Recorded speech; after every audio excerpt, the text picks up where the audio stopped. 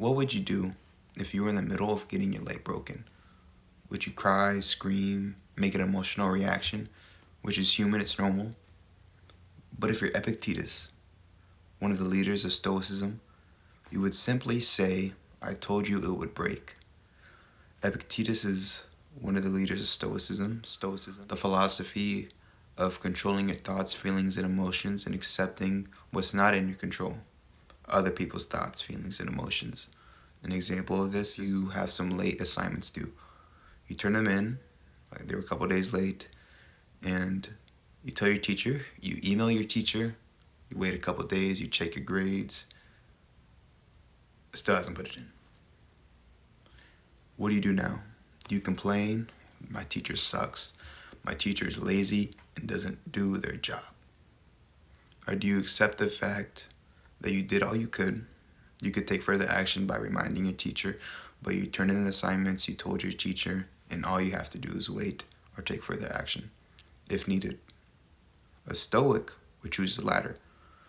They know they did the best they can, and they can't control the outcome, but they can control what they did, their thoughts, feelings, and emotions. So let's get back to Epictetus. Epictetus was a former slave. He was born into slavery, and the person that was breaking his leg was his slave master. During his slavery, he was able to go to school, and he was later a very good student.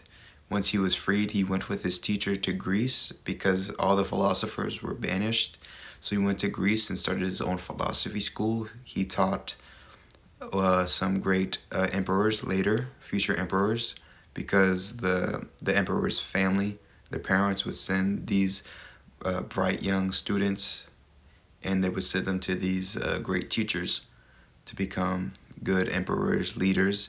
And Epictetus went from a slave to teaching emperors. After Epictetus died, his teachings were given to Marcus Aurelius. Marcus Aurelius used the teachings from Epictetus and other philosophers to build the legacy he has today, the greatest Roman emperor of all time. Marcus Aurelius used his teachings and wrote them down in a journal. This journal, we know today, is called Meditations.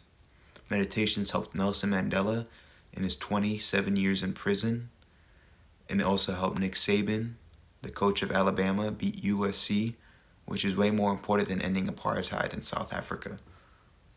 So what are the 3 habits you can implement in your life to be more stoic, more like Epictetus and Marcus Aurelius? The first one is journaling.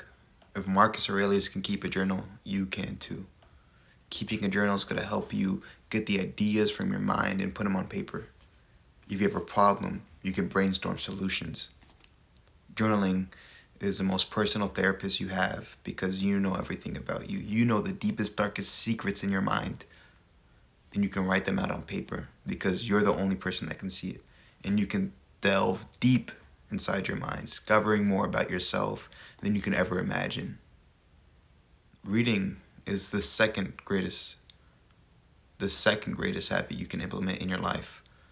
If Marcus Aurelius could read the teachings of other philosophers, including Epictetus, you can see the importance of how one book can change somebody's life. Through Hamza, a successful YouTuber, and the way as a superior man, this book affected his life greatly. How Iman Gadzhi became successful with a book a week for many years, building his business and becoming one of the most successful young entrepreneurs of all time, or at least in this generation.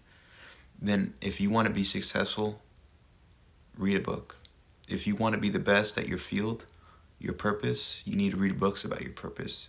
If you just like reading, read books. If you want to learn, read books. Reading books is one of the greatest things you can do to become successful. The third greatest habit, which is actually the most important habit. All the philosophers could not answer this one question. What happens when we die? Some might say we are resurrected. Some might say we just die. The answer I believe and know for a fact is the truth, is God, Jesus Christ. If a belief in Jesus Christ is going to keep you humble, it's going to make you love everybody like one another, like yourself. Because if God created you, God created them. And if God created you and loves you, you should love them too.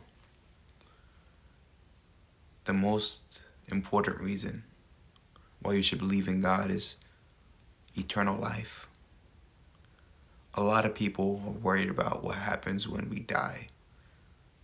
But God answered that question. We can live forever.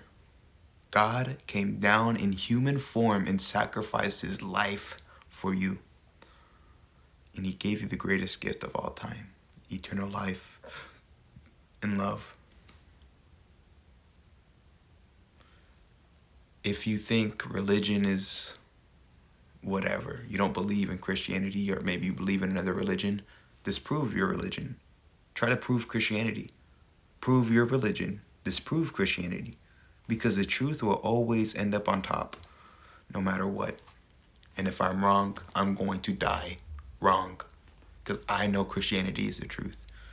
And I'm willing to hear other people's arguments. But in the end, I know Christianity is the truth. I looked at different arguments.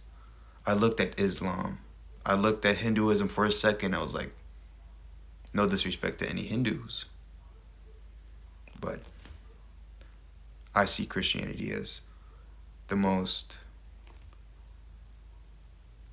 religion that has the most evidence towards it. I'll leave some videos in the description about philosophy, Stoicism, religion, and some good books you should read. If you like the video, please like it. If you think somebody would get some value from this video, please share it. If you want to see more videos, subscribe. Thanks for watching, and I'll see you next time.